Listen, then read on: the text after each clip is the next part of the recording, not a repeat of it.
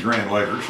Welcome to the first video version of From the Publisher's Perch, which is what I've dubbed my column over the years. As many of you know, last May we converted to a digital publication only, which meant our publication would only be available online, would not be printed from week to week. A move that was necessitated out of needing to cut expenses in order for us to survive and continue to bring the news to all of Grand Lake. And we appreciate you taking part in helping us achieve that goal.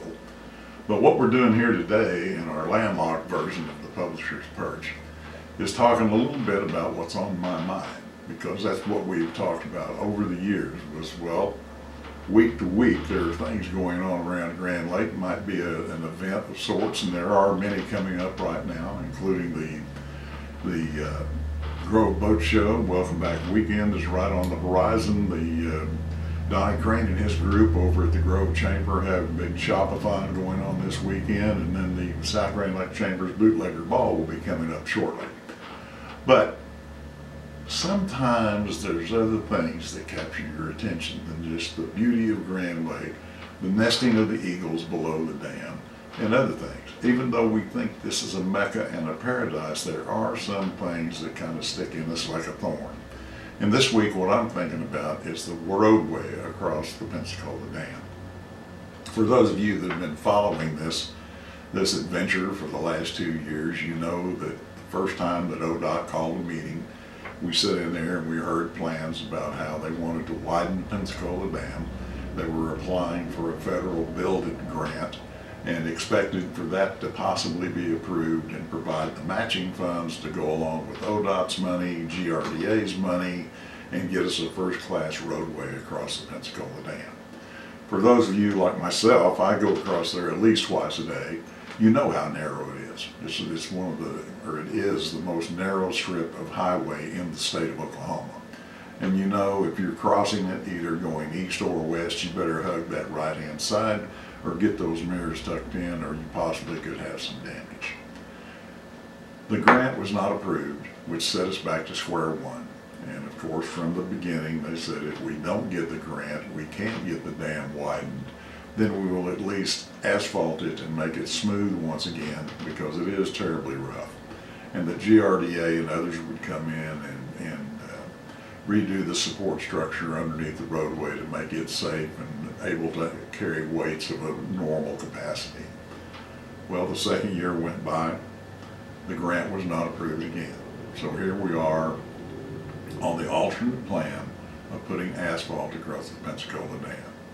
The original forecast for the project, even when it was going to be widened, was 9 months closure for the dam, because of the size of the trucks and equipment that would be out there trying to get the work done. And that's understandable, but no less painful for the towns of Disney and Langley both. But now we're only going to asphalt it, and we've gone to Plan B, and they're still forecasting a 9-month closure. Let's get to the crux of the matter. You know, this is like putting lipstick on a pig. When you get through with the asphalt lipstick, you still got a pig. It's still the most narrow piece of highway in the state of Oklahoma. It just seems to me that if we're going to keep this dam shut down and create inconvenience, economic stress, and all kinds of other problems for the pain for the gain, so to speak, that we need to widen this dam and somehow find a way to finance that. Our federal legislators should be able to help us with that, even the state of Oklahoma, or even a bond issue of sorts. Even make it a 50-cent toll bridge, whatever it takes, because this won't be done again in our lifetime, and it will not be widened. If it's not widened now, it just isn't going to happen. So I enlist your support to join me in voicing your concerns to the people that are running this show. And the ODOT meeting is going to be on March the 5th at 5:30 p.m.